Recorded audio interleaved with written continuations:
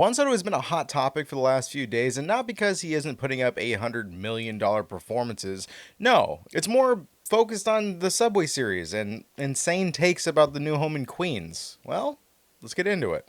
Welcome back to Touching Bases Podcast. I'm Chad and I don't know ball. To set the table for those of you who aren't following baseball like a mentally ill person, hi. Juan Soto was signed by the Washington Nationals in 2015 and made his rookie year debut in 2018. A teenager that was so hyped up that he was the replacement for the legendary Bryce Harper, who went to the Phillies later on. Now, if you don't know who Bryce Harper is, Google it. So this was major shoes to fill, and especially at the time, only Steven Strasburg came up through the Nationals organization, and Juan Soto was needed to be the face of the franchise that really honestly the nation's capital needed him to be. Well, he did. At 19 years old, Juan Soto in his rookie year put up a 3 wins above replacement, which is WAR, playing 116 games with 121 hits, 22 home runs, batting .292 and an OPS plus of 142.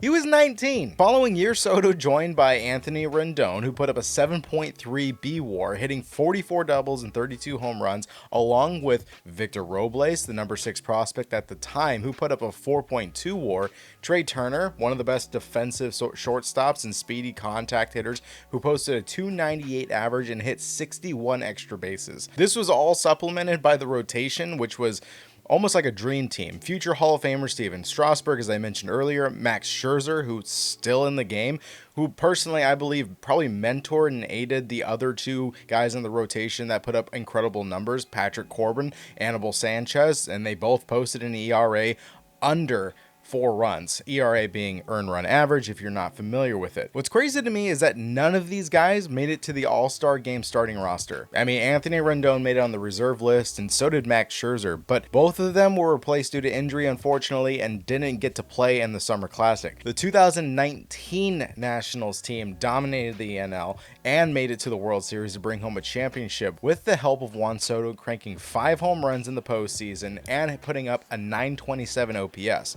Rendon, at the time, also hit 3 home runs with a .328 average and a .1003 OPS. Now, this was the last time that the Nationals made it to the World Series, and Rendon signed a multi-year contract with the Angels. Trey Turner went to the Phillies to play with Bryce Harper. I don't know if you Googled it yet. Google him. Bryce Harper. Come on. Victor Robles kind of fell off and had a negative WAR season in 2020, where he eventually was DFA'd in the AAA Senators, and Seattle signed him years and years later. But Soto was still in pre-arb contract and stuck around for the next 3 years, earning his All-Star votes in 2021 and 2022, where he was then traded to the Padres for what now is majority of the star faces you see on the Nationals team. You have James Woods, CJ Abrams, Mackenzie Gore, Robert Hassel III, who's still in AAA, but he's the number 1 prospect, and a guy that nobody's talking about, Jarlin Susana, who is in AA. He's 21 years old and the number 2 prospect according to MLB.com. The only odd man out in that trade was Luke Voigt, and he hasn't played since 2023, and he got sent over to the Brewers.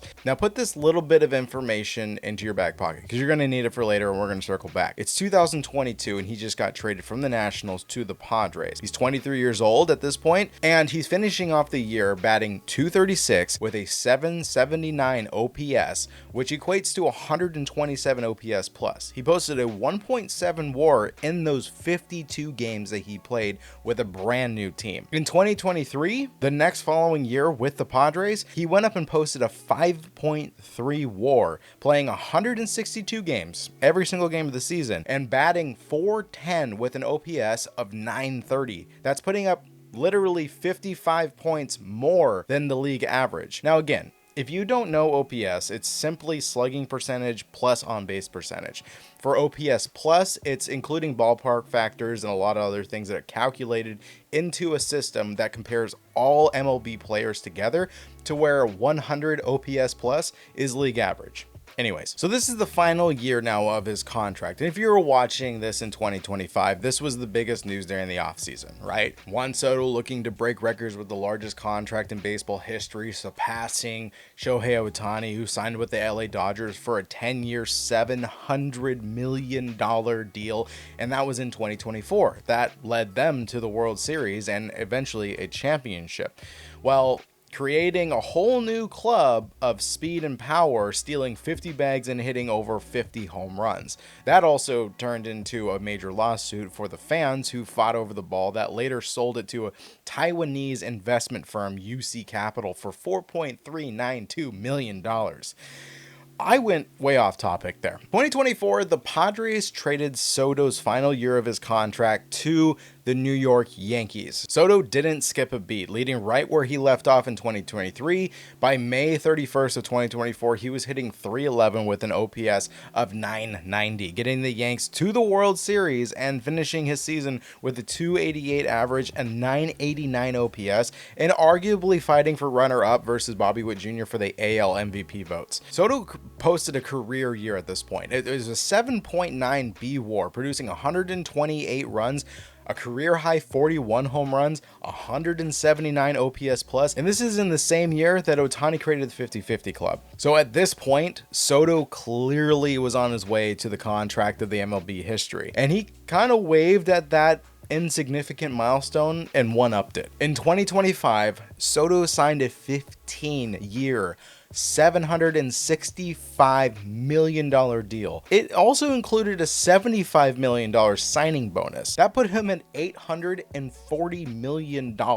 Now, this not only broke the records for the MLB, right? That's the milestone everybody was paying attention to. It was also the largest contract ever given to an athlete. This surpassed Messi with $674 million. It surpassed Ronaldo with $536 million. After Shohei and Soto, the closest contract was Mike Trout. That was the largest contract since 2019 at $425.5 million with the Angels. Now, you also had in the beginning of this year Vladimir Guerrero Jr., who extended for $500 million in April, but it's in Canada and they tax 50-something%, so he's not even going to see that money. Sorry. But let's just make this a little bit more crazy. Soto signed this record deal not with the New York Yankees, where he just produced a record year, and any year before 2020 would have been an MVP season, but he signs with the New York Mets, the team across the East River from the Yankees. Now, since then, the Yankees fandom has absolutely lost their fucking minds. It's insane. And as of this video, they just played their first Subway Series versus the Mets, where the Yankees did take 2 of 3. I mean, not only are Yankee fans gloating about that, but the bleacher creatures in Yankee Stadium collectively turned their backs on Soto in the outfield. This led by a guy that I would say probably Jared Carrabis has the best way of putting it. He kind of looks like he's just kind of a dork looking dude. Like, I don't use that word very often, but that is probably to the T what I would consider this guy, who was the only one that was happening to look back to see if Soto was mad. Now, the leader of the Yankees Creature Crew said that this was just them being creative instead of being boring, like just booing a player that they didn't like anymore. Now, I would argue that being creative means that you have to create something. This is the same stuff that's done at like NBA games and like college games and stuff like that, where players or athletes decide to switch schools. X has gone completely like anti-Soto for the Yankees fans, or celebrating his failures, and the Mets fans on the other side, while they love Soto, they are still New Yorkers and they don't have the patience or expect anything less than an $840 million production out of Soto. Can you blame them though? I really can't. But honestly, the news has been fixated on the richest player in baseball pimping singles that he thought were going to be home runs, not hustling to first on ground balls versus like the Red Sox, for example, conversing with Aaron Boone, Judge, and Jazz Chisholm, who are players of the Yankees, before the Subway Series began, and it's all pointing to the idea that Soto hates being a Met. Multiple reports and podcasts have mentioned the lack of intensity and lack of effort given on the field. The handshakes with Lindor are boring and uncreative versus his handshakes with Judge on the Yankees. But that also ignites that fire of assumptions of why. Now let's revert back to something I mentioned earlier. Remember how I mentioned Anthony Rendon with the Nationals during his time with Soto? Yes, it's because they played together and that's where Juan Soto won his ring, but it Also, a factor that some people are claiming is that Soto may have lost his drive. Let me explain. Now, Rendon signed with the Angels after having year after year of Hall of Fame potential and honestly being a candidate for MVP almost each season. But when he got this cheddar, when he got the green, when he smelt that money, Anthony fell off. Now, it only took a couple years for him to go public with this, but he says he doesn't really care about the game. It's just a job. He's missed more games than he's played. His average went from a 290 with an OPS of 859 to a 242 average and an OPS of 717. He's only played 257 games in the course of 6 years. May I remind you, a single season's 162 games? So, did Soto get his cheese and now he is in fuck it mode? Maybe. Does Soto not like the environment, the fans, the stadium, the coaching? Maybe. Or is there more to this and it's kind of a big overreaction? Well, most of the time it's a big overreaction. Soto's batting 243 with an OPS of 804. He has only a 1.7 B WAR, but also keep in mind the top 10 in baseball have from a 3.8 at the very best and a 2.6 at number 10. Soto's in the top 25. Does this mean that he's living up to his insane contract?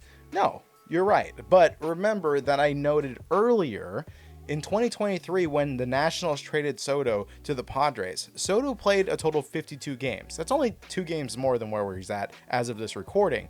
And as of this recording, bookmark this video if you like, if it's 2026 or 2028 and you're watching this at that time. Soto right now has played 49 games as of May 22nd, 2025. In 2023, he finished the year batting 236 with a 778 average and an OPS plus of 128. He hit 6 home runs and he stole 0 bags. Soto right now is sitting at 242 with an OPS of 804 and 131 OPS plus. He's hit 2 more home runs with a total of 8 and he's stolen 6 bags. Mets fans, chill out. Let him settle in. Who cares if it's a short move to Queens? Let the man get used to the environment. He isn't playing Rendon ball. I fully believe that Soto will come back. He is 26 years old who just signed his life away to your team for the next 15 years. He no longer is in a contract chase. So we need to keep that in mind. And then for a lack of better metaphors, he isn't on a one-night stand with his contract. He's married to the Mets. The Mets he's fully committed to. He is now in the transition of an entire mental game where he is committed to this one team and this has got to be his home and he's got to feel comfortable. On a side note, you also don't know what's not being reported. This man could be dealing with a family loss. He could be dealing with girlfriend issues if he even has one. That could be on hush hush. There could be a ton of non-baseball problems that we don't know about, and with him putting up better numbers than he did with San Diego when traded, I'm not really worried whatsoever. The richest man in baseball is not Rendon. And for the Yankees fans who are sad to only have the hottest girl in the world for one night and fall way too hard for her, and now she is married to Jeff Bezos, who has more than what you can offer, move on and go find the other ones that want you. It was 1 year. Chill out. You have Goldschmidt hitting over 330. Judge is still an MVP candidate leader. Ben Rice is swinging the bat hot. Austin Wells nearly won Rookie of the Year last year, and your pitcher who's injured, Luis Gil, actually won Rookie of the Year. Focus on the awesome team that you have right now. Mets, have some faith that Soto will wake up the same way he did with San Diego and in the Bronx. I'll catch you all beautiful baseball people later.